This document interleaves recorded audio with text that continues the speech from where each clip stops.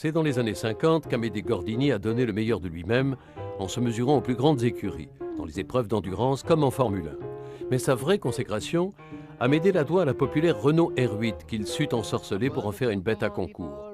En hommage à la Gorde, voici un reportage d'époque signé Renault qui résume les premiers âges de la Coupe Gordini, des images en bleu de France qui font partie du patrimoine national.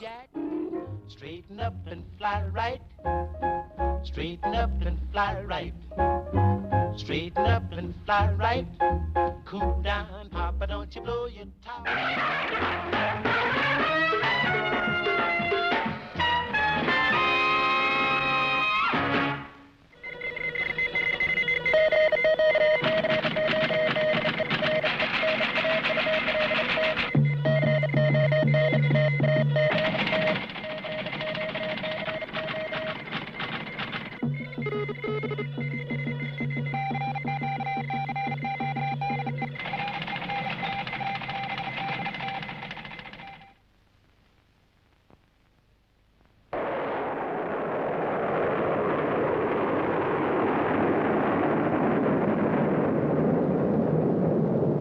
Le magicien lui a laissé son nom.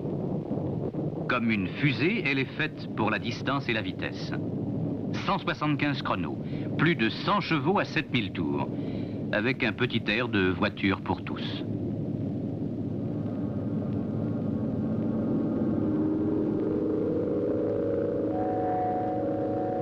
Oui, ne vous fiez pas aux apparences.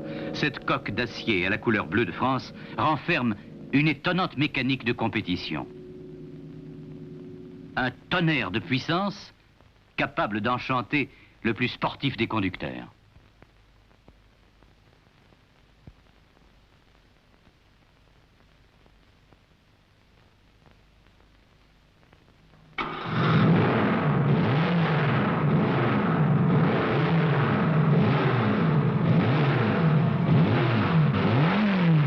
Cela commence par un coup de baguette magique sur la mécanique Renault de tous les jours. Un robuste moteur construit par centaines de milliers.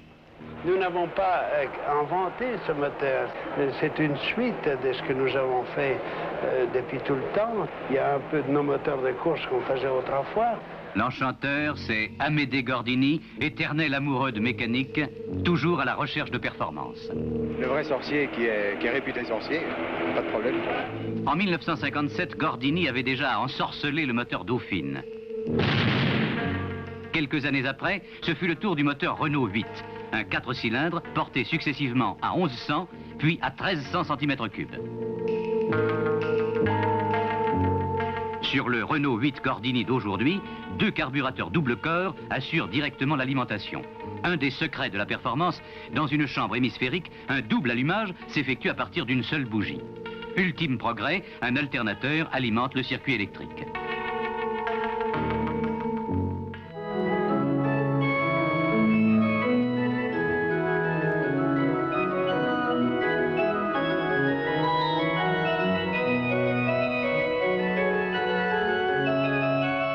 Seule, sur une piste d'essai fermée, la Renault 8 Gordini révèle ses étonnantes possibilités. Dans une véritable chorégraphie, exécutée, expliquée par son pilote, Jean-François Piot. À l'entrée d'un virage, on se trouve devant le problème de le prendre le plus vite possible. Et pour cela, il faut essayer de trouver une zone de freinage la plus courte, avec la méthode du frein accélérateur. Une fois que la voiture est bien ralentie et qu'on se trouve juste à pouvoir observer le degré du virage, on balance la voiture. Et à ce moment-là, l'arrière va avoir tendance à chasser vers l'extérieur. On le corrige petit à petit en contrebraquant. Le nez vient mordre bien à l'intérieur. L'important est d'aller piquer sur la corde légèrement avant le virage. On essaie de porter à droite bien après. L'arrière, à ce moment-là, a tendance à chasser vers l'extérieur. Et puis, avec les roues avant, on les contrebraque vers l'extérieur.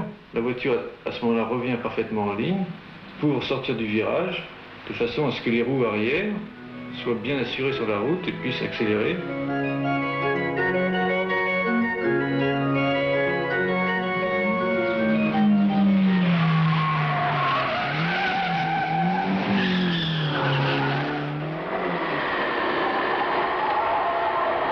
freiner le plus tard possible, en double pédalant parce que ça fait gagner du temps, et puis balancer la voiture pour couper et sortir bien en ligne.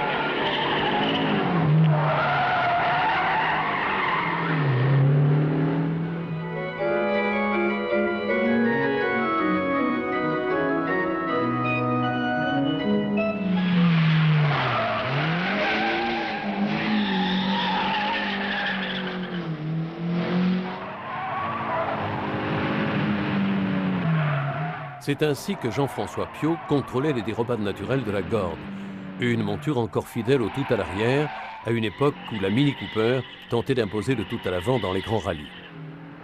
Un style, mieux encore, une véritable école de pilotage consacrée par la Coupe Gordini. Voici les moments forts de cette incomparable formule de promotion organisée par le magazine Moteur.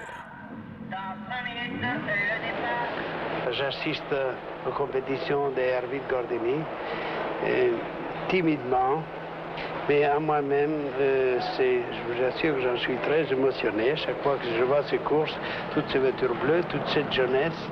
Formule nouvelle, populaire du sport automobile, la Coupe Renault 8 Gordini, organisée par la revue Moteur, rassemble des milliers de jeunes amateurs sur les plus célèbres circuits français. Je vais les voir des fois derrière, dans les box où ils préparent sa mécanique. Ça me donne des souvenirs. Quand j'étais jeune, j'en faisais autant. Le budget du concurrent est modeste. Et souvent, le pilote et le mécanicien ne font qu'un seul homme.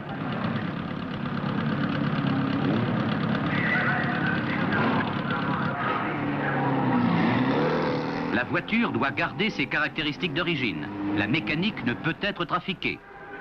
Et le règlement, appliqué avec sévérité, peut même remettre en cause le vainqueur après les contrôles d'usage. Sur le talus, vous me verrez tous et vous partirez moteur arrêté, à bord et ceinture de sécurité fixée.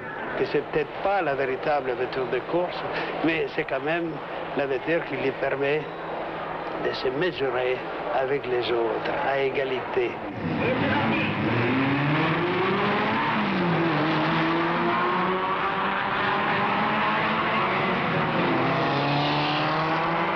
Au cours de la saison, chaque concurrent doit s'engager plusieurs fois afin de cumuler le plus grand nombre de points pour la finale.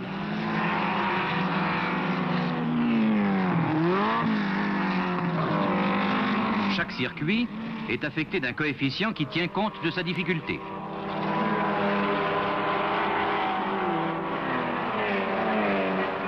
Après les émotions de la course, celle de l'arrivée. Et pour le gagnant, des honneurs qui n'attendent pas le nombre des années. Et si quelqu'un a vraiment de la classe, eh bien là, il va sortir.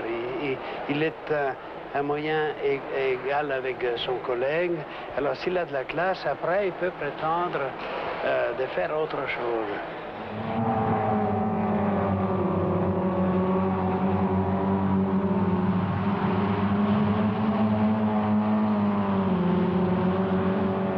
Premier tour, pare-choc contre pare-choc, c'est l'épreuve de vérité pour la meute des voitures bleues.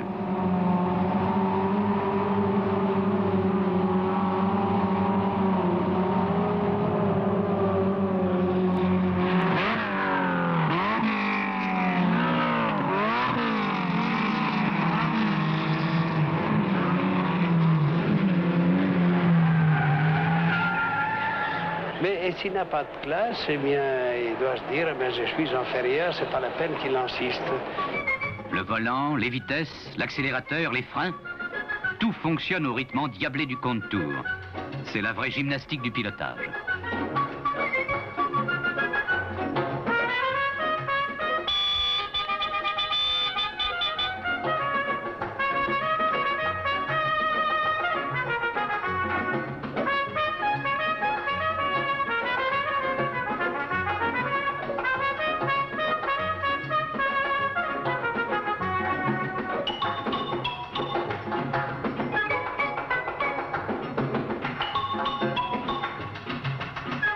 Sélection terminée, les meilleurs pilotes de l'année se rencontrent en finale sur le célèbre circuit du Mans. Là, je trouve que c'est merveilleux. Je dois dire que la régie, Dunlop et Moteur, n'est-ce pas, quand on organisait ça, je n'arrête pas de féliciter parce que chaque année, ça prend de plus d'importance.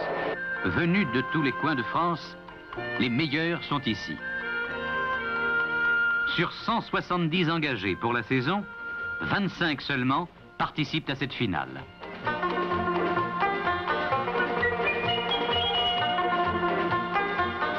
Pour désigner le vainqueur de la coupe, 2 manches, 3 heures de course sur le circuit Bugatti.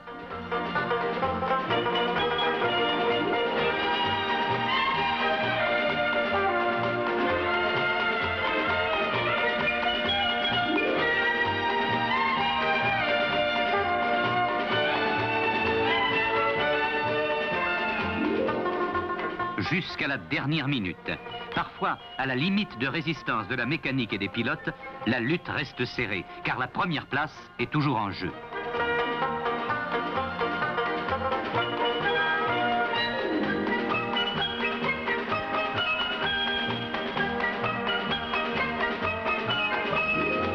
Succès confirmé par les contrôles, c'est à plus de 110 km/h de moyenne que le jeune François Lacaro remportera la finale et la Coupe 67 des Renault 8 Gordini.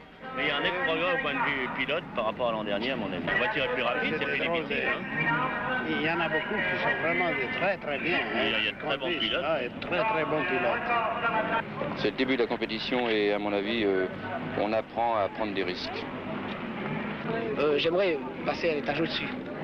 Ainsi, grâce à Renault, grâce à sa mécanique, le sport automobile français ouvre ses portes à la jeunesse et se prépare des pilotes pour l'avenir. C'était en 1967. La renaissance du sport automobile français doit beaucoup à la Coupe Gordini, qui a révélé une kyrielle de futurs champions. On en reparlera prochainement sur Grand Tourisme.